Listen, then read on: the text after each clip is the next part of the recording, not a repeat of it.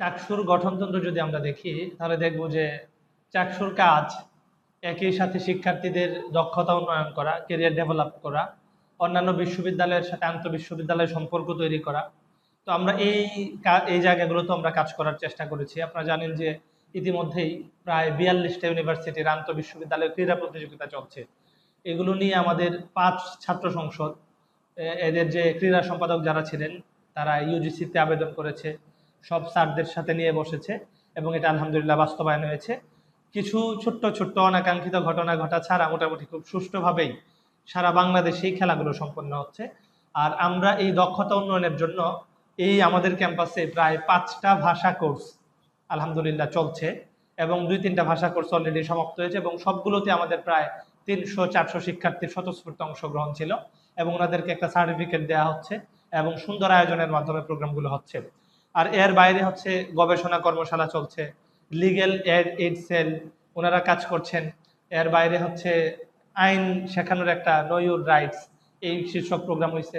এর বাইরে অসংখ্য সেমিনার যেগুলো শিক্ষার্থীরা যে দিবসগুলো নিয়ে কনসার্ন ছিল না এগুলো আমরা চেষ্টা করছি। সেমিনার হচ্ছে, সিম্পোজিয়াম হচ্ছে, পাঠচক্র হচ্ছে।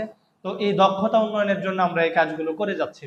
আর ইশতেহারের কথা যদি বলি, আমরা মেডিকেল নিয়ে আমাদের ইশতেহার ছিল।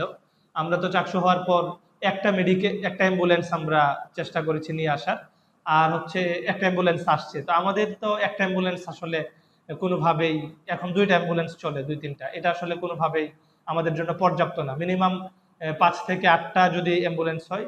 তো আমরা চেষ্টা করে যাচ্ছি, আশা করি যে এটা আমরা পারবো। আর আমরা ইশতেহার ছিল যে প্রত্যেকটা হলেই আমাদের মেডিকেল সেবাটাকে সহজলভ্য করা। আমরা সবগুলো হলেই আমরা মেডিসিন কর্নার উদ্বোধন করেছি এবং প্রাথমিক চিকিৎসার জন্য যা দরকার, একটা ছোট্ট স্ট্রেচার, কোনো কোনো হলে প্রাথমিক চিকিৎসার জন্য এখানে একটা বেড রেস্টের জন্য। এরপরে সিক বেয়ারার যারা ছিল, সিক বেয়ারের কাজ কি এটা আসলে কেউই জানতো না। তো আমরা সিক বেয়ারারদেরকে সত্যিকার অর্থে সিক বেয়ারার হয়ে যেন কাজ করে, এই জন্য আমরা একটা প্রশিক্ষণ কর্মশালা আমরা করেছি সকল সিক বেয়ারারদেরকে নিয়ে এবং তখন আমরা তাদেরকে আনুষ্ঠানিকভাবে এই সরঞ্জামগুলো আমরা তুলে দিয়েছি, নেবুলাইজার। তো এই প্রাথমিক কাজের জন্য আমাদের আর এখন মেডিকেল সেন্টারে যেতে হবে না, হলে এই কাজগুলো হয়ে যাবে।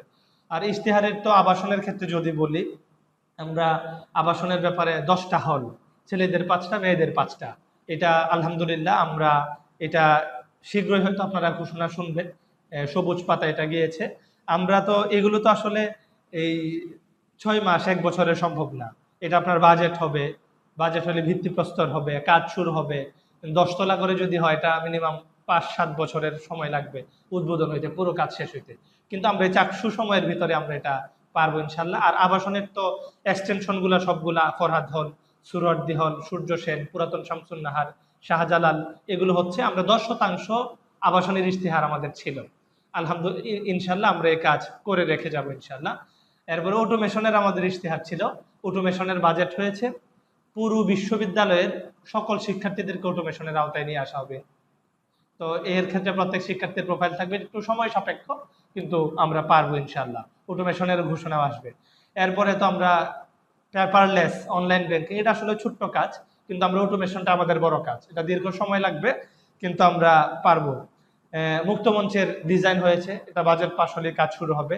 টিএসসি আমরা যে বড় প্রকল্পের কথা বলছি এটার ভিতরে সবগুলো চলে আসবে। এর বাইরে আমরা ইশতেহার ছিল যে প্রত্যেকটা ল্যাব সংস্কার হবে। আমাদের বিশ্ববিদ্যালয়ের শুধুমাত্র ল্যাবগুলোর জন্য 2 কোটি টাকা বাজেট হয়েছে এবং প্রত্যেকটা হলে, প্রত্যেকটা ডিপার্টমেন্টে 2 কোটি টাকা ডিস্ট্রিবিউশন হয়ে গেছে। তো এই ল্যাবের কাজও, ল্যাবগুলো সংস্কার হচ্ছে।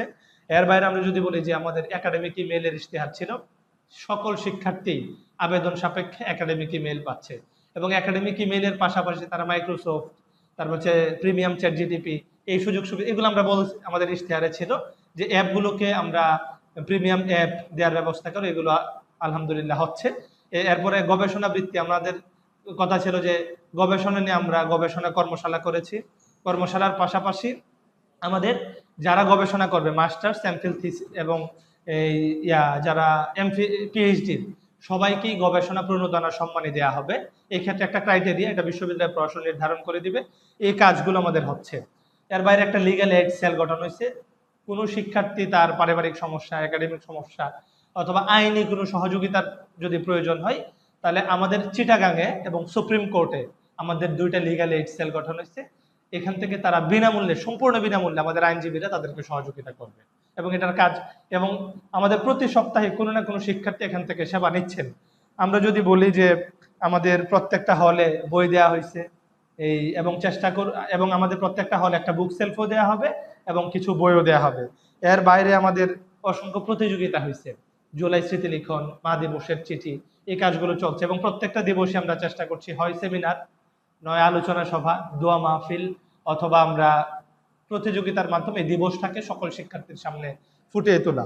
এর বাইরে আমাদের হলগুলোতে আগে সার্টিফিকেট তুলতে, মার্কশিট তুলতে ফরম নিতে 20 টাকা প্রয়োজন হতো, এটা এখন থেকে লাগবে না। তো এই কাজগুলো সব মিলিয়ে হচ্ছে আর কি।